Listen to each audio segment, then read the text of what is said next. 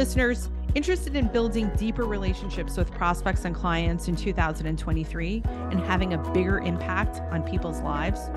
Join 250 like-minded advisors at Shift, happening March 19th to 23rd in 2023 in San Antonio, Texas, at Hyatt Regency Hill Country. There's a mind-blowing collection of speakers: Carl Richards, Dr. Brian Portnoy, Dr. Megan Lertz, Dr. Preston Cherry, Jamie Hopkins, Jason Wank, Dr. Sarah Fallow, Penny Phillips, Cheryl Hickerson, and more. Early bird tickets are available, so head on over to humanfirst.live. That's humanfirst.live. On this week's episode of In the Suite with Tina Powell. You do have to have a level of vulnerability and transparency, especially now. I mean, people want to know about why things are important to you, and you have to be able to articulate that and explain that to others. And if you can't get other people to buy in as a leader, no one else is going to find that important, right? If your actions and your words aren't really aligning, your messages are conflicting.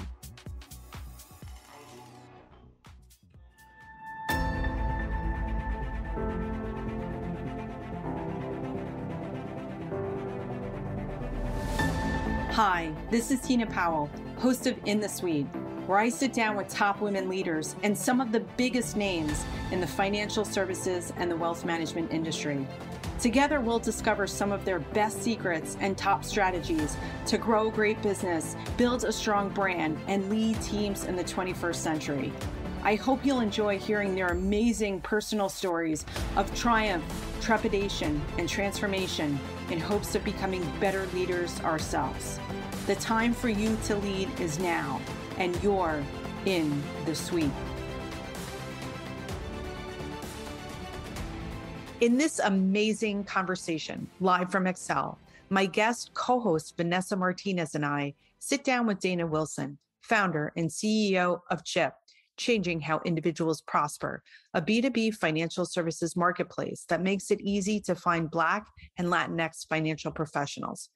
Dana is a diversity and inclusion winner named One to Watch in Fintech from Money 2020 and a 2021 Trailblazer from Black Women in Media. Dana is also the co-founder of The Brief, a quarterly digital magazine with a mission to elevate voices and knowledge of Black and Latinx financial professionals in finance and law. This past December 2022, Dana won the BGV, Black Girls Ventures Foundation, New York City pitch competition. Congratulations, Dana.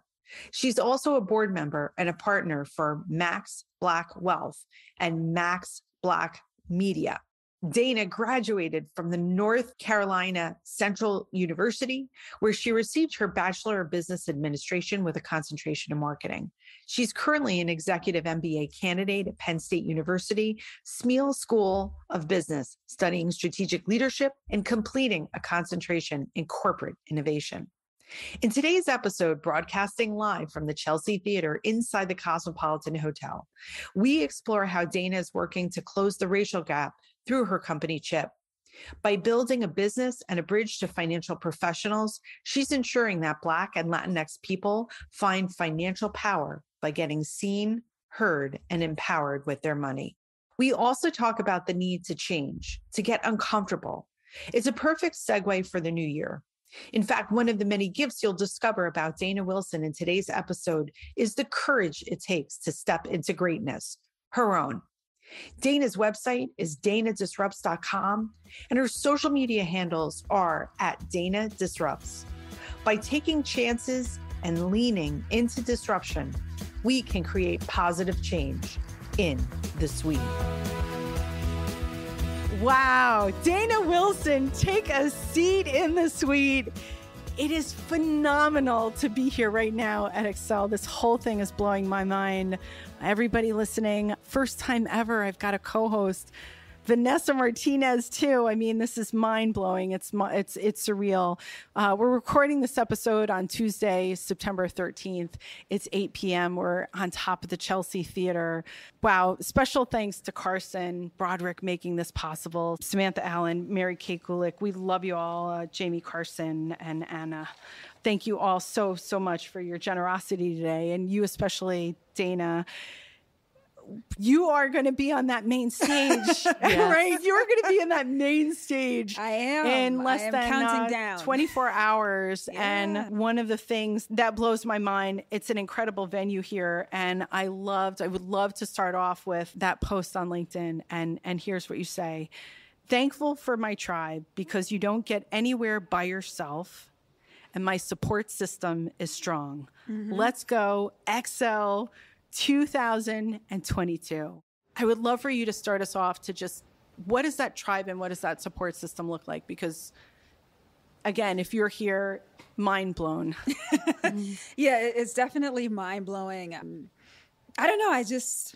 I'm really in awe. Sometimes you just kind of look at all of the things that you've accomplished over your career, all of it, right? The good and the bad parts of it. And sometimes it's just unbelievable when you hit those stages. You just kind of have to look back at, wow, you're really here. And taking that photo up there today, it was just amazing just to see my picture up there, me standing on the stage, feeling the energy even before anyone gets in the room. It's just a grateful place to be in. And yeah, like I said, you don't get anywhere by yourself. I know it's that person who puts in the work, and over the years I've definitely worked hard, but it's also the people who push you when you just want to give up and you want to quit, and they're just like, no. And a lot of those are my friends and my family and a lot of my peers in this industry. I mean, there's no way that you do get on stages like this without that support and people telling you like, yes, you can do this. And you're just like, oh, okay.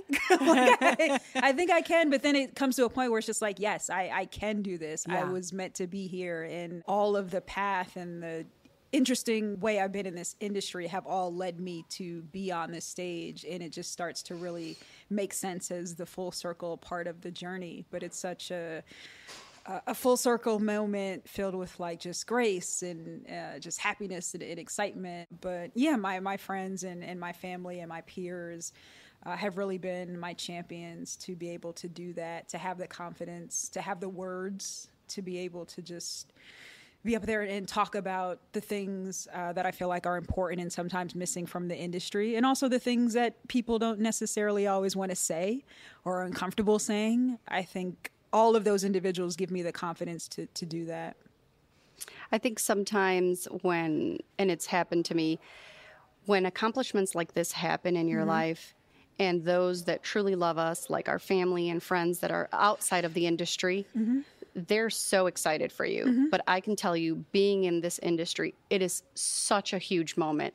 It truly is. And sometimes as an outsider, they see the excitement and they're in awe of what's happening, but they don't even realize the intensity of how big of a moment this is. Yeah. And I don't think sometimes I also really... Let me include you in that group. Yeah, include me in that group too. And it's a combination of things. Like, number one, I feel like, anytime you're on a stage, for me, it's just fun. Like, I want to have fun. I want other people to have fun. Like, it's tough when you're sitting in the audience and, you feel like people are talking at you, and it's just not really like a fun and engaging place to be, right? And I think for me, I'm always thinking about how do I ensure that people feel is engaged and are having as much fun as I'm having on this stage. But yeah, it is just like, wow, right? And it's a part of, I think, managing the nerves too, because I don't put all of that on me. I'm just up there to be myself, to have fun, and make sure that the message is delivered in a way that will be impactful. But yeah, being on the stage it's amazing, right? I mean, we're in the Chelsea Theater. It's beautiful. And this is a good moment. We have your back. Tina and I. Thank you. I appreciate the universe has your back. So back. If no one else laughs at my jokes, at least I know two people will be laughing. I will try to laugh really hard tomorrow. A big shout out to Stephanie Foster and Katana Hanks also too for being our sheroes here. We appreciate your support. Yes, absolutely. I wondered if we could talk a little bit about tomorrow. So you talk about this message, and then the title of your keynote is Retention Starts With Me. So I thought if you could give Vanessa and I some of the highlights of what you're going to be talking about. Yeah. And I think the goal tomorrow is just to remind everyone in the room that they're great. And I think sometimes we forget that along our journeys, between our personal journeys and then our professional journeys, we try to keep them separate. And a lot of the things that make you great professionally are because of the things that happen to you personally. That those hardships, those successes, those things that brought you to being in this room and in this seat, that's a lot of it, right? And we sometimes try to keep them separate. And that's not the case, right? You got into this room because of the challenges that you had that made you stronger. And we try to bury that so often. But then because of doing that, we start to somewhat treat people like just people, right? Just, like they're not important, like you don't see them and all of those things. And I think when you start to remember the human side of everyone and remembering that everyone is human and that the change actually starts with you, right? With you, with me, like that's when the change happens. Understanding that I am a human, so is everyone else. And it's those human qualities that really connect us. So understanding that retention and everything that comes along with that, whether it's client-based, whether it's building your team, your colleagues, you have the power to make those changes for yourself first, and then let that authenticity shine and have a ripple effect across your business, the way you treat people, your company culture, like all of those things are intertwined with your behavior. And I think we've forgotten about that along the way. And now it's about just reminding that and that confidence and that, yeah, this is why you got into this industry, because you love it, right? Do you think then that in order for leadership to be successful is for them to be more vulnerable and more transparent? Absolutely. Yeah, I do too. Yeah, absolutely. You do have to have a level of vulnerability and transparency, especially now. I mean, people want to know about why things are important to you. And you have to be able to articulate that and explain that to others. And if you can't get other people to buy in as a leader, no one else is going to find that important, right? If your actions and your words aren't really aligning, your messages are conflicting. And in a time where people will call you out quickly, they call you in out. seconds, they will call you out. They do. This next generation is they're not here to play games with their future, with the air they breathe, right? With every part of the part that makes them human and makes them great. They want to see that reflected in their leaders, and these C-suite level executives need to be able to show all those parts of themselves. And I think it's just a process, like it's a process to get to that clear vulnerability. So no one's going to have it all figured out in a day. But I think if you can just show signs of your ability to do that and show people that you're willing to do it, then that makes the world a difference. I think everyone is so reactive to issues that's what causes kind of the ripple effect. Exactly. Right? So instead of quickly voicing what you want to say, in the past, it might have been okay. Yeah. But today, well, it was never okay. Let me clarify what I was trying to say here. It's never okay. But understanding that kind of the environment that you're in allows you to talk and act a certain way. So if right now things are changing, right, part of the Carson Group's theme is revolution, and there is a revolution. Yep. And if you want to be a part of it, that means you have to allow yourself to change. Yep. And that's what truly will bring progress. Yeah, that's the key there, is you have to get on board. Like at some point, you're either going to get on board, I think, voluntarily, or the world is just going to push you. And I don't think you want to be in the tail end of getting pushed. You want to get there gradually and be able to say that you were, somewhat at the forefront of wanting to get it done because you understand why it's so important, and not just because someone at some point, okay, now you need to do it, right? Because then that goes back to that reactive thinking and conflicting messages and trying to kind of get out of a hole. Yeah.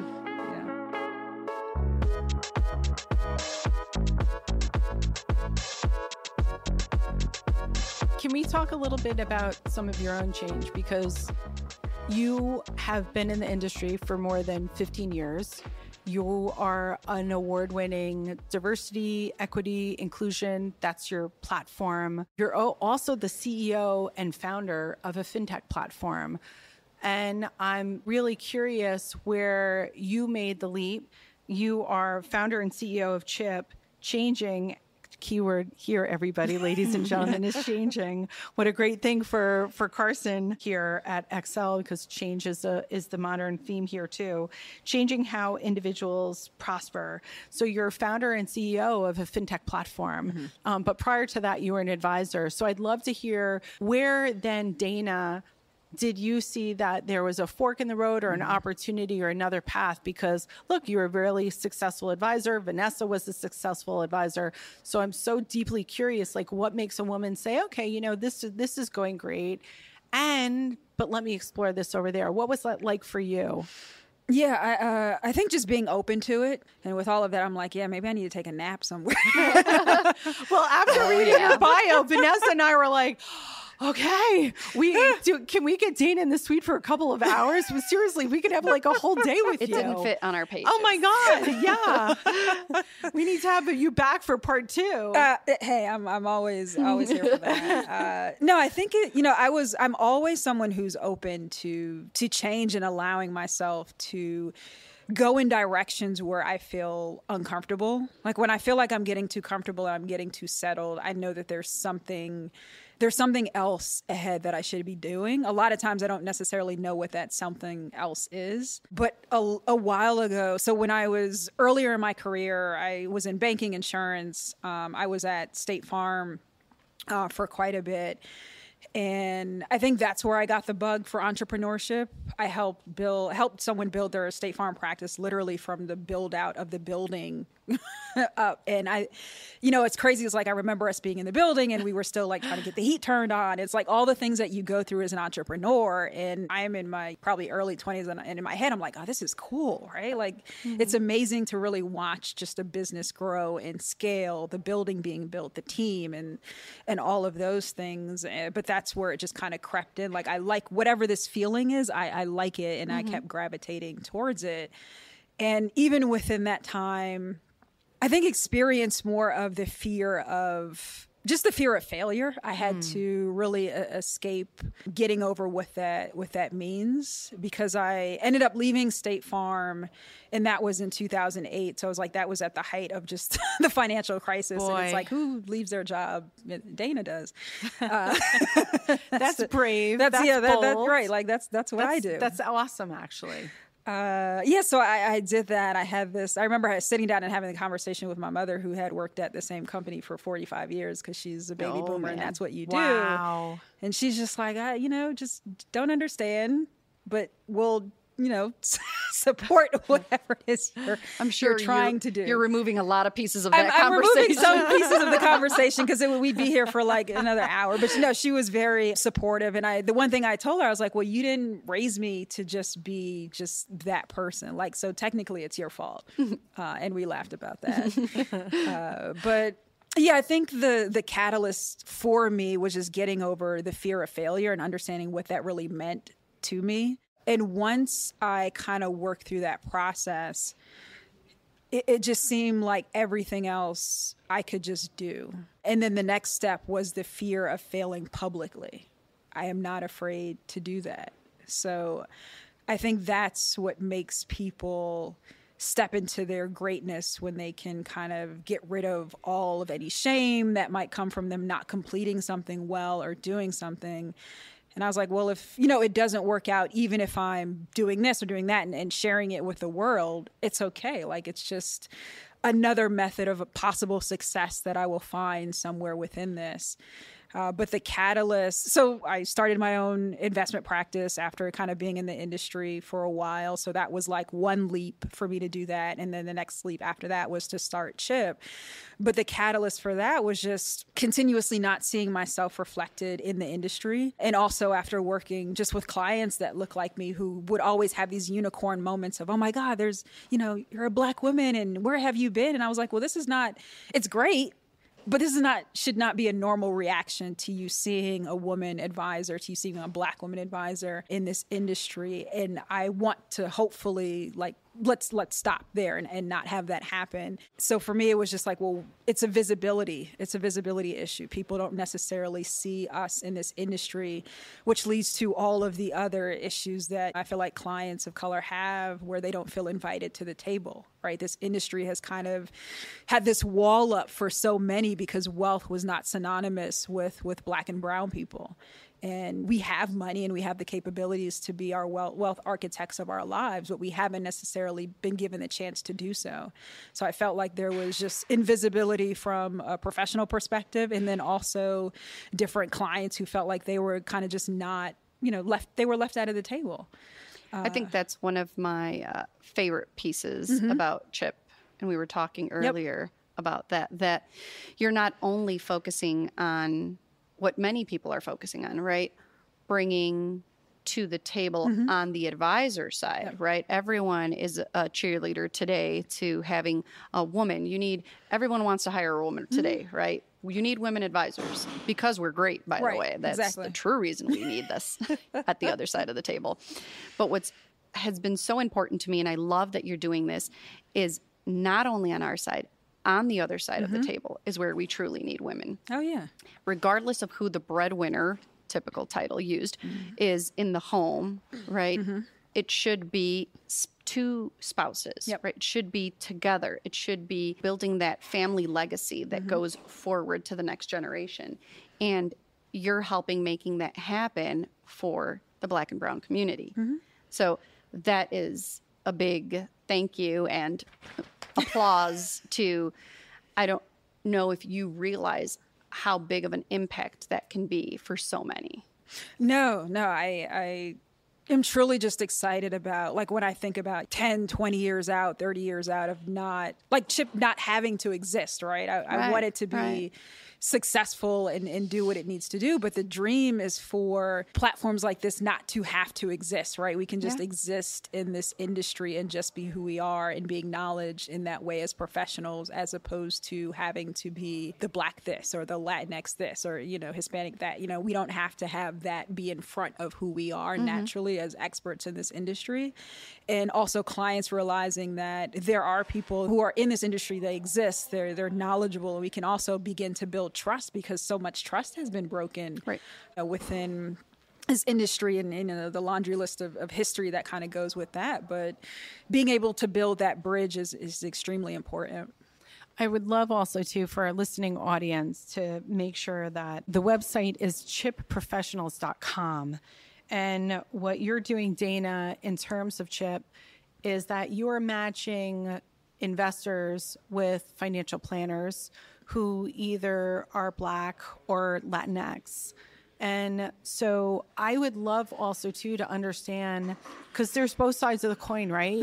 You've got the investors, you've got people that want to work with planners, but then also, too, you have the planners themselves that must be so grateful to you for helping to amplify and give them a platform. And the other part of the story is that, look, you were an advisor before you started a fintech platform.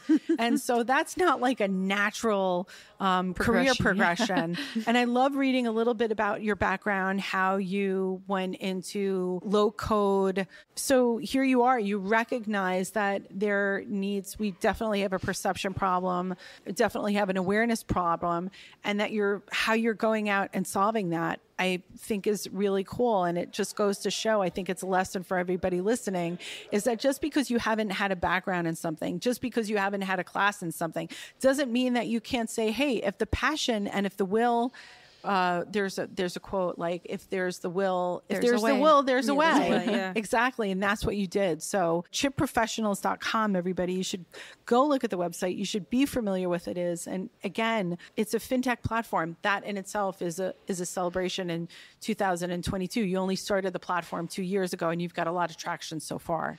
Yeah, it's been great. I mean, I definitely never saw myself in any of the roles that I'm really in right now, which is interesting. So yeah, being in fintech, speaking, I mean, I love to talk, but not to this magnitude. But I think anytime, to your point, you pour your passions into something and the universe starts to just kind of connect the dots for you and things just start opening up in a way. And if you lean into that and just listen, which I've tried to get really good at doing, it just kind of works out in your favor. But I'm definitely grateful for all the professionals who have really embraced and adopted all the things that I've been trying to do within the platform, and even just the ideas that I come up with on the fly. And they're just very supportive and being champions of that. And on our platform, we also have not only just like financial planners and advisors in the traditional sense, but also estate attorneys, tax professionals, accountants. Like, we're really helping our professionals build out their teams as well. And our goal is to help individuals be able to do the same too, because I feel like that's the missing piece for them as well,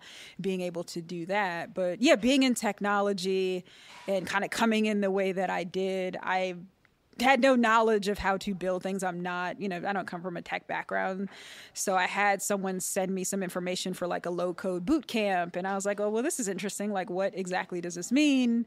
So I went through that and I was like, oh, well, I can build out the first MVP or prototype myself, because I'm also come from finance. I was like, I don't want to spend a lot of money on something and I'm not sure what I'm building.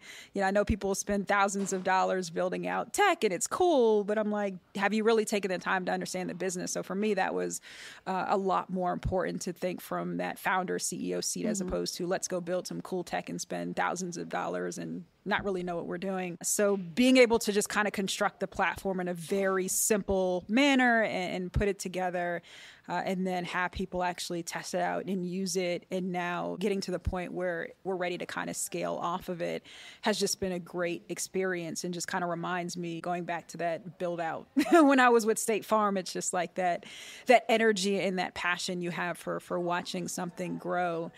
But I think anyone who just leans into their other skill sets, because I think sometimes we just get so focused on what people know us as opposed to embracing all the things that make us smart and make us great and help us live in our genius. Like, my background's in marketing. I was never supposed to be in this industry. I'm a creative, which is why I just like to touch and build things and tear stuff apart and build it back up. But that served me well in this industry, and I leaned on it a lot in creating like my business and working on like marketing stuff, and not necessarily having to farm out money to build websites.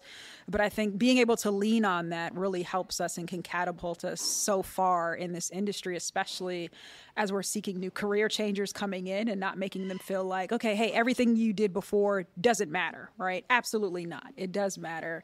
And we should get better at enhancing that and ensuring people feel accepted into this industry with all of their skill sets and background.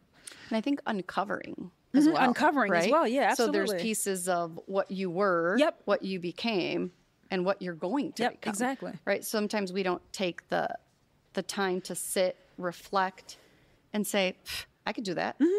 I think I like that. I don't even know if I could do that, but I like it. Yeah. Right? So let's learn and kind of move in that path. Sometimes, depending on our culture, right, we're raised to what you know, and that's it. Yep. But when we open our minds to have that ability to discover these pieces, that's truly where we grow. Oh, yeah. Absolutely where you grow, and honestly where you can even earn more revenue. It's like it may not be there initially. Yes, but it's like you get to that point, right? Yeah. It gets there, Hey, ladies, need inspiration for your day? Head on over to In the Suite Pod at Instagram and discover the 8 ways to be successful, tips for leading boldly in 2023, and quotes to supercharge your day. Here's one of my favorites. Procrastination is the grave in which opportunity is buried. Remember, follow In the Suite Pod at Instagram. One of the things that I've loved about this conversation is that we are all different ethnicities right now, right? One of the things is, again, it's this partnership of women coming together. You have a magazine that's attached to your brand. You could see that I'm wearing a Framework t-shirt. And so Anna's picture is, I don't have Jamie and Anna on the t-shirt, but it's their podcast and stuff. Vanessa and I would love to learn a little bit more about the brief. I look through the magazine. I think it's very compelling. There's a lot of different information. And these are stories that weren't necessarily told. we didn't have the right editors. We didn't have the right artistic directors saying, hey, how about a story on this? So you've got an online magazine. It's easily accessible. Vanessa and I could find it, anybody. But we would love to hear more about the brief. Ana Trujillo Limon. Vanessa says it so much better than I can. Ana Trujillo Limon. Yes, exactly. Gosh, I love that. Kind of tell us about that. Yeah, tell us about that. How that magazine is working. You have a lot of attention to other organizations such as Choir with Sonia Dreisler and Liv Gagnon. I saw an ad for Onyx. And what I love about this is that you're not only providing visibility to you, but then also to other organizations that align with that same mission and values. So talk to us about the brief, the decision to do a magazine, which is like in 2022 is pretty cool. Yeah. It was, it's amazing. I mean, sometimes I think about that when I'm just like, yeah, we did that. Ana is awesome. She's a powerhouse. She just won you were there in New York City. I was there when she won. Big shout out. Just won a Wealthies at the 2022 Wealth Management Awards. I was so excited. Yeah. I had this. Yeah, it just kind of fit in with the notion of just visibility and not hearing stories or voices from people that we don't necessarily see in this industry, right? It's very white male dominated, and those are the stories that we see. Those are the faces that we see in a lot of different publications. And I was like, I want something to exist where you see everyone's story, right? Stories that you haven't heard from people whose faces you have not seen on covers. And I think that was like the biggest thing for me, is to see someone's face on a cover and have them understand like what that just means to them, but then also for people who are like them and part of their culture. And it really means so much. And I do not come from that background, so I lean on people with brilliant skill sets other than myself. So I was like, there's only one person that I know that can help me pull this off. And I reached out to Ana, and she was just like, yes, this is amazing. And I know she's equally as passionate about ensuring that other voices and stories are told. And really that was it. So we just hit the ground running with a couple ideas for our first issue, which was the Roots issue, which was kind of just like an introduction to what we were doing, why we were putting this out into the world. And we had both of our faces on the cover of that one. But the goal, going forward is to have other people within the industry and then also outside of the industry. So it is kind of full circle within not just traditional financial planning, but also estate and just bringing other dynamics that are so close and part of this industry, even focusing on technology and pieces in there that are not just for industry, but really focused around the consumer, because there's nothing that's really focused on them that specifically highlights a lot of these voices that I feel like we're kind of missing, and being able to champion other organizations who fit right in line, who are peers and friends of mine. I mean, for me, that's just a no-brainer. Like, I truly believe that we do more together, and the more we support each other through collaborative work in any way, that's how we push the industry forward, right? Like, we're all sitting in one little vessel, right? Like, Chip is just one little Uber car, Choir's an Uber car, Onyx and all these other platforms. But when we get into the van together, we can be louder and stronger as we continue to move through this industry and make a more powerful message in everything that we're trying to do. Yeah, I think you're making a very powerful stance for Black women in this industry. And I also love that you have your own hashtag and your own sneakers too. I want to ask you about those too. You'll see them tomorrow. Yeah, Dana Disrupts. So I think that like you're a shining example of what's possible. Oh, thank you. And for people like me and people like Vanessa that employ millennials and digital Zs, and we are trying to also to do our part in showing that, yes, I mean, I brought Katana Hanks here, and I couldn't wait to say what you see in traditional media is one thing, but let me bring you to Carson Excell and show you what's possible and get a different vision for your future. Yep. Yeah, absolutely. And Yeah, it's interesting. It's like, I feel like had I seen more people that look like me early on in my career, I don't know if I would have navigated into the place that I'm in, but I'm grateful that I'm here. But I think it would have made the world of difference early on, just to see and say, oh, she looks like me and she was successful, but I didn't see a lot of that. And when I did, it was just, again, like these unicorn moments. But for a lot of this next gen coming in, like they need to see that, and it should be front and center. And it should be consistent and acknowledged, and that full awareness needs to kind of be felt throughout. Yeah, but yeah, Dana's Disrupts was accidental. I love all these like kind of accidental things, Dana. But I like think it's like but it's that's the universe beauty. speaking to you and guiding you. Like Dana's Disrupts is your Twitter handle as well. It is. Like, what are the chances that was available? Yeah, it's the full circle, the brand that just kind of happened. So it's funny. The first article or media piece that I had was in Forbes that was written, and the title of it, I didn't know the title when it was going to come up, but it said "Disrupting the Financial Industry," and I was just like, ooh. And I looked at it, I was like, is that what I'm doing? I was like, I don't know what I'm doing. I was like, but it goes with my name, so I enjoy it. Yeah. So I just kind of took it and ran wild and leaned into that. And I was like, you know what? It really fits and it makes sense to everything that I am and that I'm trying to build and do. So I think sometimes we think of the word disrupt, and that's kind of the new evolution as well. Right. There are words that we used to think had a negative connotation, but absolutely. Disrupt doesn't mean bad. No, it doesn't. Right. And that's kind of what I believe that you're doing. Mm-hmm. You're doing it in a way that doesn't feel negative, to remind people that the word disrupt isn't negative. Mm-hmm. And here, let me show you why, and let me show you how. That's what's so, I think, impactful about what you do and how you do it. Oh, absolutely. Yeah, it's about really just changing the words that we use. Mm-hmm. And using them for good. It's like, it's all about the definitions that you put on stuff. Correct. So I would love also to your opinion before we get to some of our last questions, right? I think a lot of people here at Carson Excell, a lot of the business leaders here, you know, Sonia has the Do Better series.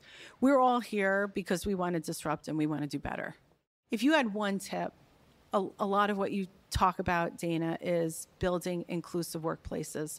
And employers like me, we think we're building inclusive workspaces, but for us, we don't yet have I would love to hear, like, what could be the number one thing that people listening to the podcast right now could take a next step, right? Yeah, it's tough to narrow it down, but I think that one of the biggest things is, one of the easiest things too, is the listening, right? I don't think sometimes we do enough listening in this industry. Like, we think we do, but I don't think we're really listening to people when they're talking about what they want, what they need, and what makes sense for them. I think we're still in a place where we're halfway listening to some of it, and we're still putting out our own initiatives and not getting the full scope of the story. And I think that comes, like, after that, there's a lot of, like, intentionality that has to come with listening and being proactive. But I do think just really listening to people's stories in a way that sets some own reflection within you, and understanding, okay, well, what is this person saying, and how does this relate to my own personal mission statement? And how does that align with what we're putting out as a company? Does that really make sense? How do they fit together? How do they work together? And how am I, as a leader, actually embodying these changes that people are saying that they want? I think that we're, still at a point of being reactive to things. Listening halfway, like not really getting, like listening until a point of comfort, right? And when the discomfort sits in, the listening turns off. And I think the genuineness is what you're talking about, right? Yeah. If you're genuine in exactly what you said, right? People like me, I want to make a change. Right. So you're making the change because you genuinely want to. And I think sometimes that is the obstacle in people's places, that you can say whatever you want, right? But saying just comes from your mouth to your lips and out. But if you truly believe it, if you're genuine in it, and that's where the listening piece comes in, you're genuinely listening, then I do care about what you have to say. Yep. And I do want to implement these changes because I genuinely care. Yeah. If I'm going to hire 5 new Black employees, 5 new Hispanic employees, and making sure they're all women, right?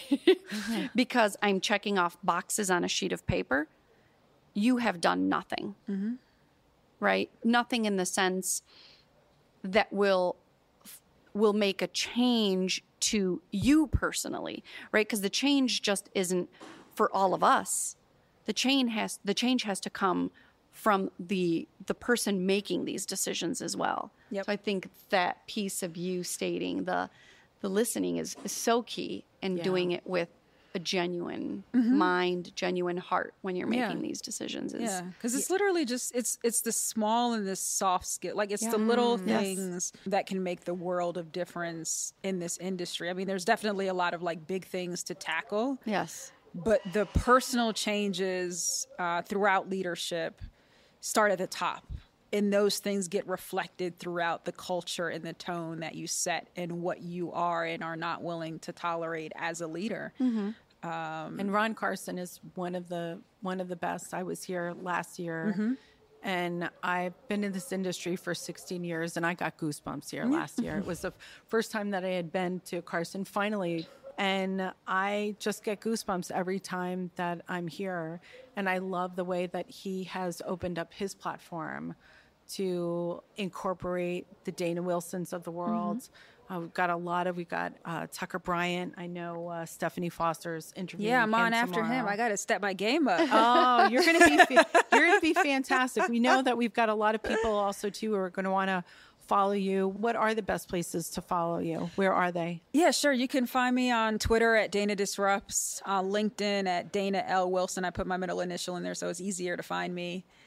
And then chipprofessionals.com. And then we're on Twitter, chip_pros. But you can find me at any of those places. You can always find Dana. Yeah, absolutely. We had no problem. Vanessa and I had no problem finding too hard you. to find. Vanessa, do you want to take our last question for Dana? Yes. So, on this season of In the Suite, we've introduced a new final question to all the guests, which is, let's talk about a charity or a nonprofit or a cause that you believe in and why. Yeah, absolutely. So I sit on the board for a program that's called the Supernova Scholars Program. And that one is extremely important to me because that program works specifically with HBCU students and getting them internships into this industry. And this year, we got our first cohort off the ground of about 5 students for Norfolk State University who are going to be, who are interning at various investment firms. One guy now is interning at Merrill Lynch. So being able to give people that opportunity, especially from HBCUs. I am a product of a HBCU, and I did not know this industry existed. I mean, I walked over to the SunTrust booth, where I first started my career, because my career counselor told me to. After we had discussed in detail that I was going into marketing, she was like, just drop off your resume. And I was just like, why? Yeah. So I feel like for so many Black and brown people, this is an industry we stumble into by accident, as opposed to knowing that this is a true career path that we could be successful in. So ensuring that generation and people who attend these dynamic schools also know that, hey, you don't have to stumble in here. There is a clear path for you to be successful and to showcase your brilliance here. And that's something that I am extremely, extremely passionate about. That's and awesome. Congrats also, too. We know that you're working towards your MBA, too. Yes, I am. Ooh, thank you. Pray for me. Yeah, I know. That's great. Another for a million other things you're doing. Lord, yeah, another bowl. We will countdown. Continue to be your in your squad. Thank you. Really can't wait to see you tomorrow, Dana Thank Wilson. You. You're going to be sensational. Much luck and love to you. I Thank you appreciate it. so Thanks much for having for me. being Thank here you for being here in the suite. Absolutely. Thank you. You're listening to In the Suite, a podcast that shares amazing stories of women in business, in the financial services, and the wealth management industry. Our producers are Tina Powell and Kevin Hirshhorn. Our editor-at-large is Kevin Hirshhorn. Our content writers are Dimple Rashandani, Daniel Wheeler, and Tina Powell. In the Suite podcast is sponsored by Intentionally, the growth engine design consulting firm transforming the way financial technology and financial services companies approach marketing. To learn more, visit intention.ly. Please let us know how you enjoyed this amazing episode with Dana Ryan and share your thoughts on social media, #InTheSuite.